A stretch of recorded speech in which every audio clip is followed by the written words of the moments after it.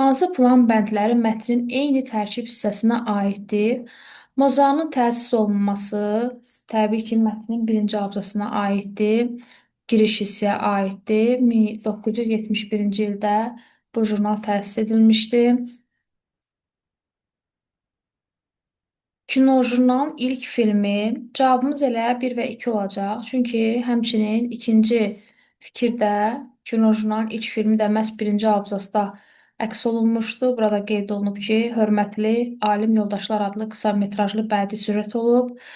Hər ikisi birinci abzasda olduğu üçün eyni tərkib hissəsinə aiddir. Digər cümlələrə baxaq. Yenidən ekranlara qayıdış, cəmiyyətdə tənqidi fikrə ehtiyac. Üçüncü fikir aiddir ikinci abzasa. Yenidən ekranlara qayıdış Orxan Fikrətoğlu ilə bağlı.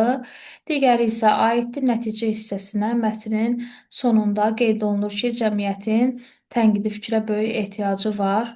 Fərqli-fərqli tərkib hissələrinə aiddirlər.